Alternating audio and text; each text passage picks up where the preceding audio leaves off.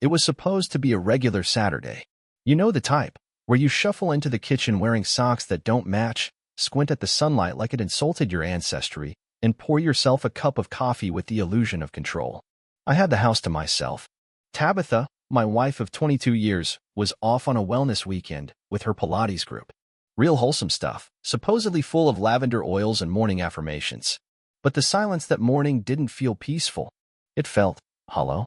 No hum of her podcast blaring while she folded laundry, no perfume trail in the hallway, no Tabby. Just me, the couch, and an aggressively overbrewed cup of Colombian roast. I was nursing it like medicine when the doorbell rang. Now, who rings a doorbell before noon on a Saturday? Turns out, it was my daughter. Susie, 19, in college, hair in a messy bun, black coat draped over her shoulders like she was going undercover. And her eyes? They held the kind of look people wear when they're about to break news they'd rather not be the messenger for. "Hey, Dad," she said, voice too light, smile too stiff. "Hi, Susie," I replied, already knowing something was off. "Wasn't expecting you." She stepped inside without much ceremony. "Yeah, I know." That's when I knew for sure this wasn't a casual visit. This was an intervention. And not the kind with confetti or cake. "Your mom's not here at the moment," I added as I led her to the kitchen. She nodded. "Yeah, I know that too." I turned on the coffee machine, the pod kind Tabby insisted on, even though I hate the waste and noise. As it hissed to life, so did the tension. "So," I said, "your mom." "Yeah, your mom," she echoed. Then a long silence. Like we were both waiting for the other to blink. I figured I'd check in.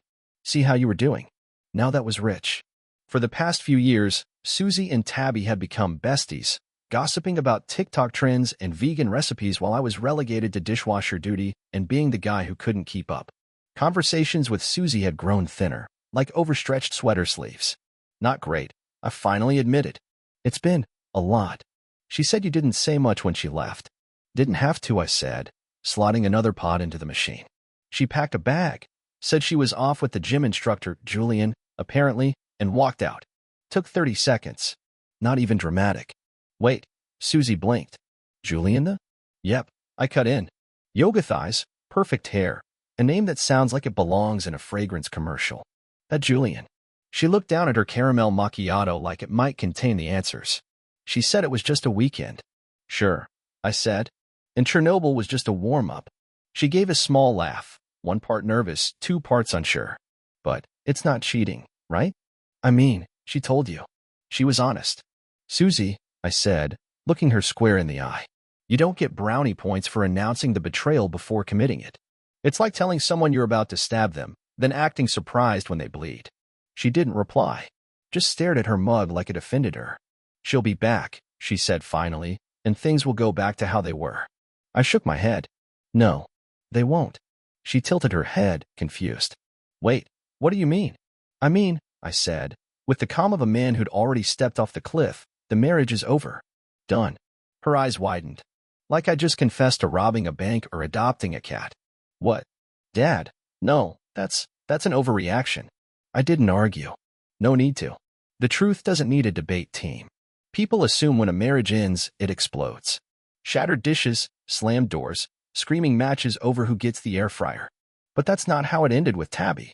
No, ours died the way glaciers melt, slow, inevitable, and barely noticed until your whole world's underwater. I spent the rest of that Saturday taking inventory. Not of things, exactly, but of absences. The house was suddenly full of them. Her slippers by the stairs? Gone. The humming of her off-key Spotify playlist while she did her skincare routine? Missing. And the bed, Lord, that bed felt like an unused showroom model. Perfect. Pristine. Untouched. I stood in our closet and realized she'd left behind all the ugly sweatshirts and took only her date night stuff. Satin blouses. That black dress she said she didn't fit into anymore. A pair of heels I didn't even know she still owned. You don't pack those for a weekend yoga retreat unless you're planning to stretch in more ways than one. She hadn't taken much. Just enough. Enough to send a message. And the message was, this isn't temporary. This is a test flight. The next morning, I sat at the kitchen table in the same hoodie I wore in college, staring at the toast I didn't want, when my phone buzzed. Julian had posted a story. I know, I shouldn't have looked. I really shouldn't have. But curiosity is a tricky addiction, It doesn't need permission, just opportunity. The video was short. 2 clinking glasses, some soft music in the background, a woman laughing. Not just laughing, her laugh. That upward lilt at the end. That was Tabby. I watched it 3 times. Then I turned off the phone and went outside to scream into a rake. Instead, I ended up raking leaves. Because that's what a quiet man does when his wife cheats with a guy who moisturizes and plays the saxophone on weekends. He rakes the leaves. That afternoon, my sister called. Lauren. Protective. Blunt. Not a fan of Tabby since day one.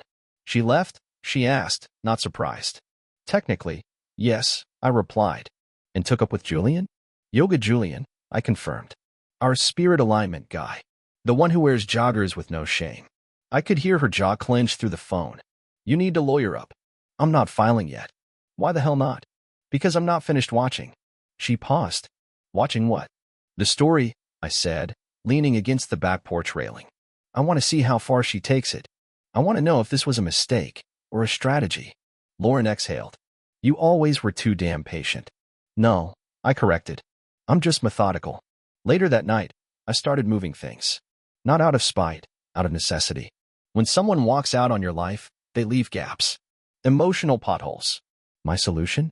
Rearrange the furniture. I removed our photo from the mantel. The one at Niagara Falls, where her scarf almost blew into the water and she laughed for 10 minutes. Gone. The throw blanket she loved because it was chunky aesthetic? Donated. Every trace of her? Not destroyed. Not burned. Just relocated. This wasn't revenge. This was preparation. I knew her. Knew how she operated. She'd be back. Maybe not right away. But eventually. When the yoga buzz wore off. When Julian's Spotify playlist got stale. When the world didn't praise her decision with as much enthusiasm as she expected. And when she came back, well, let's just say the house wouldn't feel like home anymore. Because I had already started packing her out of it. Tabitha came back on a Tuesday. Not with flowers or apologies. Not even with guilt. Just a casual, hey, like she'd stepped out to grab almond milk and got a little carried away. I was in the kitchen, wiping down the counter. Lemon-scented. Methodical. As calm as a man could be who'd spent the last 3 nights listening to Fleetwood Mac on loop and wondering when his life became a breakup playlist. She dropped her gym bag at the door, looked around like she was checking to see if her houseplants were still alive. No hug. No kiss. Just that breezy tone she used with baristas and strangers at gallery openings. So, she said, walking into the kitchen. How was your weekend? That one caught me off guard. How was my weekend? I almost answered honestly almost. Something like, oh, it was great, Tabitha. I watched the woman I married vanish into a spa brochure with abs and zero accountability. Learned how betrayal feels in silence. Big fan. Instead, I just said, quiet. She nodded, not catching the weight of it. Yeah. Julian's retreat was really healing. I feel it was centered. She said it like I was supposed to clap. Instead, I handed her the mail. A credit card bill, a flyer for new gutters, and an invitation to her cousin's wedding, when I already knew she RSVP'd to without me. Oh, she said. That's this month. Next Friday. She stood there, sifting through the envelopes, sipping from the water bottle she'd left behind 3 days earlier. Like nothing had happened. I watched her closely, studied her, like a man does when he realizes he's been watching the wrong movie this whole time and just now found the real plot. Her tan was uneven. Her phone lit up with a message from a contact saved as J. She tilted the screen away. Then, the kicker, she took out a bottle of wine and pulled 2 glasses from the cabinet. For us. I asked. Of course, she replied, smiling too wide. Why wouldn't it be? Because you disappeared, Tabby. Because you replaced us with someone who stretches for a living and uses words like chakra realignment in serious sentences. But I didn't say that. I just took the glass and pretended we were still normal. We sat on the couch. The same couch we bought together after a weekend of arguing about mid-century legs versus deep seating. The couch we once fell asleep on during movie nights. The couch she probably hadn't missed even once. She started talking about work, about how stressful everything had been. How she felt, unseen. How the house didn't feel the same. How I didn't feel the same. I nodded slowly. You said that before. She blinked. I did. Yep, I said, setting my glass down. Last year. On our anniversary. Right after you forgot the dinner reservation. She shifted in her seat. Not guiltily. Uncomfortably. like I'd brought up an old blemish she thought had been airbrushed. I just think we need a reset, she said. Something fresh. A do-over? Exactly, she smiled, teeth too perfect. Start over. New rules. Honesty. Communication. Oh, honesty.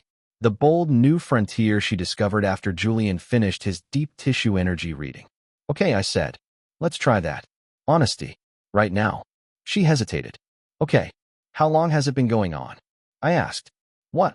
The thing with Julian. Don't insult both of us by pretending it's not a thing.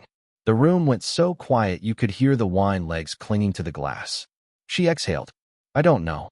Ballpark it. Was it before or after our anniversary? After, she said too quickly. I nodded. Noted. And it's not serious, she added. It was just. I needed something different. There's that word again, I said. Different. Like I'm a flavor you got tired of. She winced.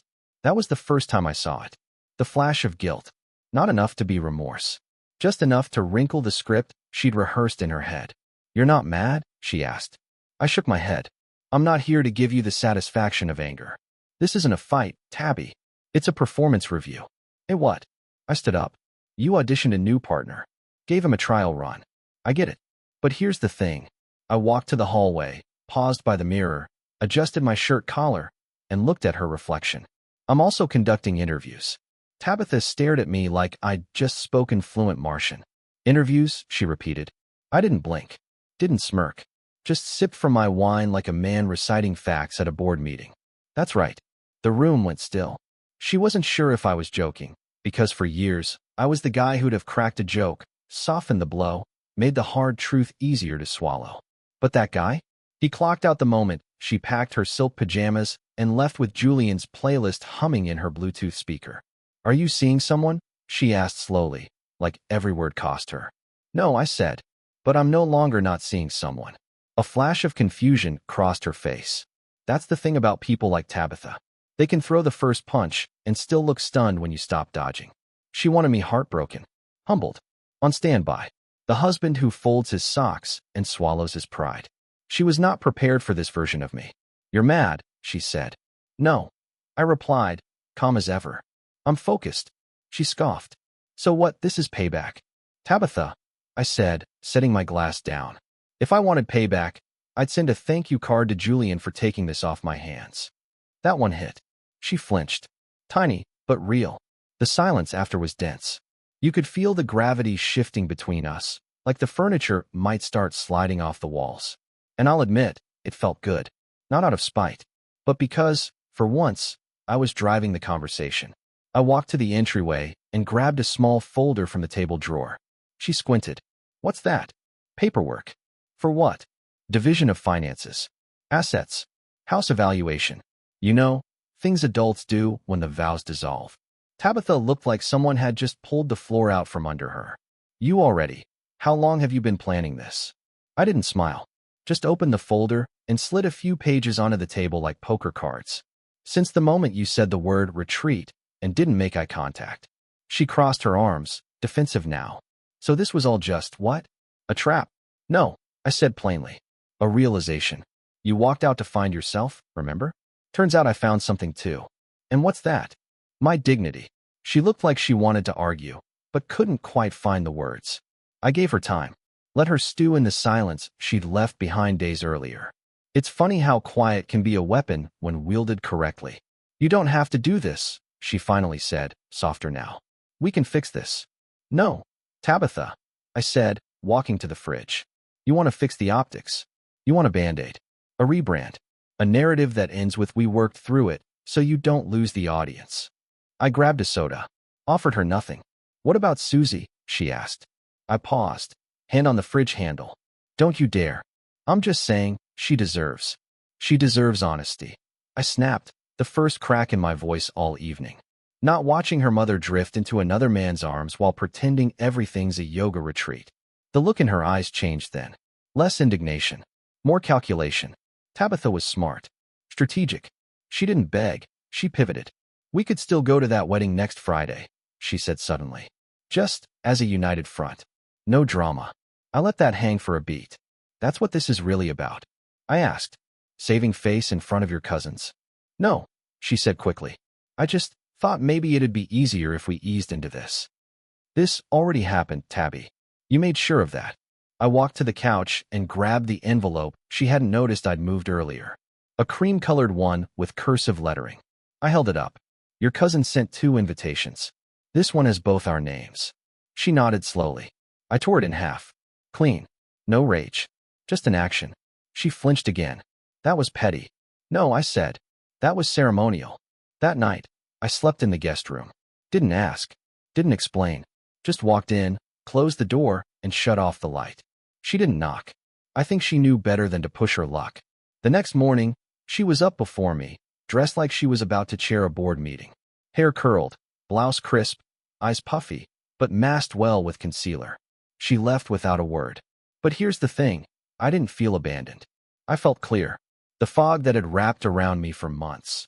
Those tight, quiet dinners, the staged smiles, the half-hearted love yous, had finally lifted. I could see again. Not just her for who she really was, but me. The man I'd stopped being somewhere between mortgage payments and her curated Instagram life. By noon, I'd booked a consultation with an attorney. By 3, I'd opened a new bank account. By dinner time, I'd changed the locks, just the garage entry for now. She still had her key. But symbolically, that lock was just a whisper of what was coming. This wasn't revenge. Not yet. This was prep work. Tabby had started the fire thinking I'd sit in the smoke. What she didn't realize, I'd already found the exit, and I was wiring the place for a demolition she'd never see coming. She came home late 2 nights in a row. Not, traffic was rough late. Not, I stayed for 1 glass of wine with coworkers late. No, this was strategic late. Deliberate. The kind of late that says, I don't answer to you anymore. She didn't even offer a cover story. Just dropped her keys in the bowl by the door, let her heels clack down the hallway like punctuation, and disappeared into the master bedroom. Our bedroom, without a word. That's when I knew something had shifted. Not just in her, but in me. I didn't ask where she'd been. Didn't follow. I just sat in the living room chair, my chair, and kept reading a book I wasn't really processing. Half the pages blurred together, but I kept flipping them like I had somewhere to be by chapter 20. I heard the shower run, then blow drying, then nothing. I went to bed in the guest room, again. Lights off, door closed. Slept fine. The next morning, I made eggs. 2, over medium. Just mine. She came down the stairs and paused, like she expected a plate waiting for her. Not making coffee today? She asked. I don't drink it. I replied without looking up. She blinked. You always make it for me. Yeah, I said, buttering toast. I did. Tabby didn't like that answer. Not because of the words, but because of what wasn't said. What used to be a reflex, me taking care of her without being asked, was no longer on autopilot. That's when her hands got busy. Too busy. Wiping the already clean counter. Rearranging the fruit bowl. Flicking through her phone like there was a text coming any second. Spoiler, there wasn't. By Thursday, she cracked. It happened over something ridiculous. A spoon. She couldn't find the one she liked. The long-handled silver one she used for yogurt. She opened every drawer with the kind of flair you save for stage acting. Where is it? She snapped. I looked up from my laptop. Where's what? My spoon. Check the dishwasher. I did. I shrugged. Maybe it got tired of this house and left. She stared at me. This isn't funny, Elle. You're right, I said. It's tragic. A woman loses a spoon and suddenly remembers she used to be married. Her jaw clenched. Why are you being like this? Like what? Cold. Oh, I'm sorry, I said, standing now. Is that what this is? Cold. Not folding your laundry. Not asking about your day. Not pretending we're still us. She looked away. You said we could fix things. No, I corrected. You said that. I just stopped disagreeing out loud. Then she said something I'll never forget. You're really enjoying this, aren't you? And there it was. The projection. The classic move. Turn the silence into cruelty. Make my distance seem like a power play instead of a consequence of her betrayal. No, I said, voice low. But I'm not afraid of it anymore. She stood there, silent, like someone caught in the last 5 minutes of a movie she didn't realize was a tragedy. That night, she went through my stuff. Didn't think I'd notice, but I always notice. A drawer slightly askew. The subtle shift of cologne bottles. The USB drive that had been moved exactly 2 inches left. She was looking for something. Guilt. Proof. Leverage. But there was nothing to find. Because everything important? I'd already moved off-site. See, I'd spent the last 2 weeks assembling my own quiet empire. New accounts, new passwords, a post office box, a hidden folder labeled tax receipts filled with documentation she hadn't seen coming, screenshots, bank statements. That video of her and Julian laughing in a hotel lobby, timestamped 2 weeks before her wellness weekend. Everything. I wasn't building a case out of revenge. I was building insurance. Because she wasn't just cheating on me. She was rewriting history, painting me as absent, passive, cold, the husband who stopped showing up. So I gave her what she wanted, a husband who disappeared. Only I did it legally, financially, strategically. She thought this was a game of romance. It was chess. Friday morning, she cracked again. This time, with a text. Tabitha, can we talk tonight? I stared at the message for 5 full minutes before responding. Me, depends. Is Julian joining us? No reply.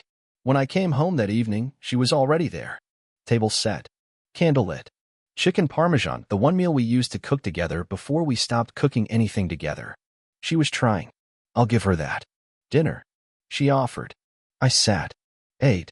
Not because I forgave her, but because my lawyer advised me not to give her the satisfaction of drama. Control your image, he said.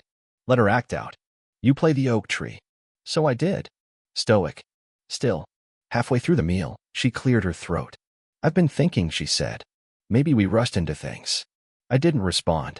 I miss how simple things used to be. Still quiet. She put down her fork. I know I messed up. I didn't realize what I had. But maybe we can reset. That's when I looked at her. Really looked. The woman across from me was not the one I married. Not anymore. And maybe she never had been. This isn't a reset, Tabitha, I said. She blinked. Then what is it? It's the Last Supper. Her eyes went wide. You'll get an email Monday, I added. Formal. Clear. Fair. Wait, are you? I'm moving out Sunday. You'll keep the house, the car, and your excuses. I'll take the dog. She still likes me. Tabitha looked stunned. Betrayed, almost. Funny how that works. You leave a man in the ashes, and he learns how to build fire. Sunday morning came quiet and cold. The kind of cold that seeps into your bones and lingers, even after the sun rises. I stood in the kitchen sipping black coffee, watching my breath fog against the window pane. I wasn't packed yet. Didn't need to be. I'd already made most of the important moves in my head weeks ago. This was just the physical formality of leaving. Tabitha still hadn't said a word since Friday night. She moved around me like a polite stranger at a grocery store, careful not to brush against anything that might spill. But I could see it, her eyes, always watching. Not out of affection. Out of calculation. She was trying to figure out if I was bluffing. I wasn't. I opened the back door and whistled. Luna, our golden retriever, came bounding in from the yard, tail wagging like she hadn't noticed the tension suffocating every corner of the house. I scratched behind her ears, then clipped on the leash. Taking her for a walk? Tabitha asked from the top of the stairs, voice careful. I didn't look up. No.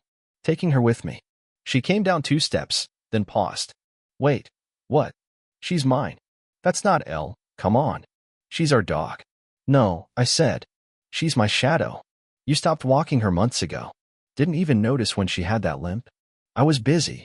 You were somewhere else, I corrected. Let's not pretend she didn't feel it too. Her jaw flexed. She looked like she wanted to fight me for Luna, but not because she loved the dog. Because she hated the idea of me taking anything she didn't offer. I'll have the paperwork sent with everything else, I said, gently tugging the leash. She's chipped in my name. Tabitha watched us walk out the front door without another word. That night, I stayed at a short-term rental about 10 minutes away. Tiny place. Brick walls, squeaky floorboards, water heater with a personality.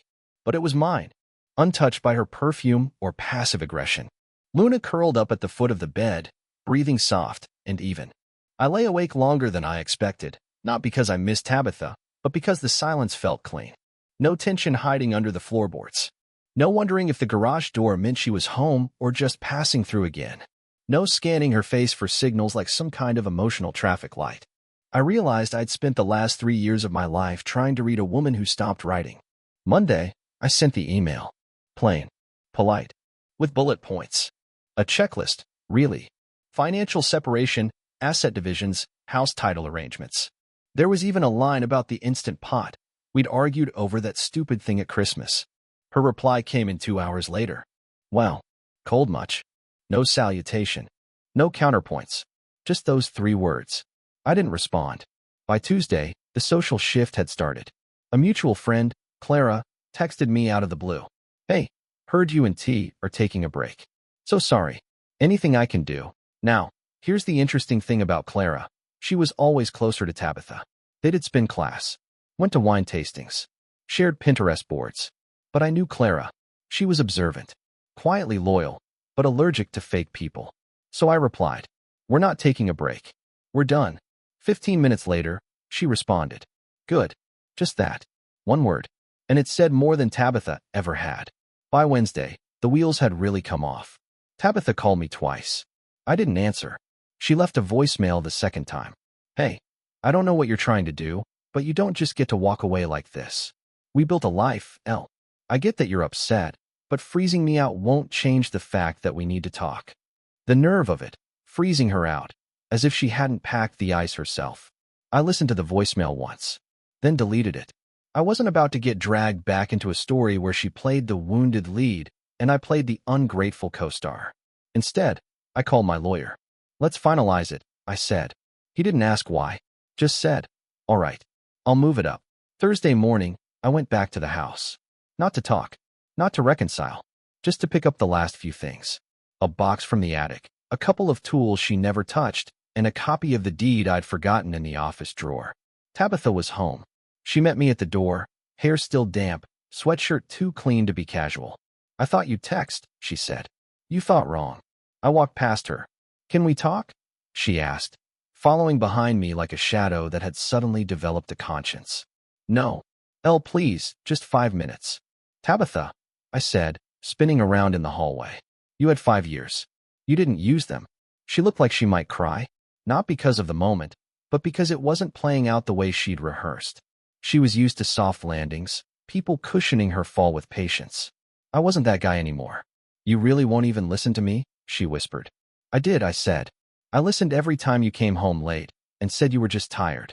I listened when you told your friends I was too sensitive. I listened through all the silence you weaponized to make me small. So yeah, I listened. I grabbed the box, headed to the door. And now, I said, turning the knob, you can do some listening. To what? She snapped. To the sound of the door closing. Click. I got back in the truck, Luna in the passenger seat, and drove away with 0 regrets. I didn't look in the rearview mirror. I'd already seen everything I needed to. She wasn't standing in the driveway. She wasn't chasing me. She was probably still inside, rewriting the script, trying to figure out how the man who never fought for her suddenly became the man who didn't need to. By Friday, the phone call stopped, which, of course, meant something worse was coming. Tabitha had never been one to sit in silence. She wasn't built for reflection. She was built for redirection. So when I saw her name trending on our old neighborhood group chat under a post titled, Big Changes, Big Growth, I knew she'd taken the stage again. The post was polished. Her specialty. Sometimes in life, people grow apart. Albert and I are navigating this time with grace and mutual respect. We wish each other nothing but peace as we start new chapters. Grace. That one nearly made me laugh out loud. She made it sound like we'd stood in front of a sunset, kissed cheeks, and high-fived our way into a conscious uncoupling. The comments poured in. So proud of your strength, T. Sending love to both of you. I never liked him anyway. That last one came from Julian. Class act, that guy. The kind of man who wears boat shoes on land and thinks the term emotional availability is a pickup line. I didn't comment. I didn't defend myself. I didn't even open the app again. Why? Because I wasn't going to compete in her circus. I was building my own tent. And the first guest was about to receive a very elegant, very professional envelope in the mail. It wasn't a restraining order or lawsuit. It was a story, told in the form of a deposition draft. See, in the state we lived in, marital misconduct still had a place on paper. And Julian? Well, Julian's salary from the gym and Tabitha's payments to consulting retreats created a beautiful paper trail. Add in some screenshots of flirtatious emails forwarded from our shared cloud storage. Yep, she never revoked access. And you had something spicy enough to warm any court clerk's coffee. I never filed it. Didn't need to. I sent it to her attorney. And that's when the tone changed. She showed up at my rental 2 days later. Dressed down, makeup-free, the soft look women wear when they're about to ask for something while pretending it's no big deal. "You're not really going to go through with this, are you?" she asked. I didn't answer. Just tossed the ball for Luna. "I mean, it's going to get messy." "It got messy," I said. "I'm just documenting it. People will talk. They already are. You're not this cold." "I used to think that too." She folded her arms, as if posture would change fate. "What do you want, Elle?" I looked at her. Really looked. And then I told her the truth. "I want you to finally realize I was never the fool. I was the rope. And you only noticed when you ran out of slack." Then I walked back inside. Luna followed. Tabitha didn't. It took 1 month. 1 month of silence. No texts. No accidental run-ins at the farmer's market. Just me, my dog, my truck, and a rented duplex that smelled like pine cleaner and starting over. Then came the invite. A white envelope with gold leaf trim. Elegant. Pretentious. Tabitha's fingerprint all over it. "You are cordially invited." To her engagement party. To Julian. I almost admired the audacity. She hadn't even finalized the divorce yet. I didn't RSVP. I did, however, mail a gift. Not a bombshell. Not something cruel. Just a leather-bound copy of The Art of War, with a sticky note on page 1 that read, "Every battle is won before it is ever fought." Inside the envelope, I included a second card. Not for Tabitha. For Julian. "She'll do to you what she did to me. Only this time, she'll be better at hiding it. Good luck." 6 months later, I saw her again. At the grocery store, of all places. A quiet Sunday. I had Luna in the back seat, barking at pigeons. I was wearing an old hoodie. She was in sunglasses, alone. She didn't see me at first. I could have walked away, but I didn't. "Tabitha," I said casually. She turned, froze. "Elle?" I nodded. "How's married life?" Her mouth twisted slightly. "We postponed the wedding." "Oh," I said. "Trouble in paradise?" She looked down at the carton of eggs in her hand. "He's not you." "Yeah," I said. That was the point. Silence. For once, she didn't have a speech prepared. I stepped past her, paused, then turned back. "By the way, I'm seeing someone." She looked up. "And she doesn't laugh less when I'm around." I left her in aisle 7, between the eggs and the cheese, staring at a life she once controlled, now running without her. And me? I walked out, got in my truck, rolled down the windows, and let the wind carry away the last traces of her voice. No yelling. No revenge plots. Just a clean, quiet finish. Because sometimes the cruelest revenge is healing without them.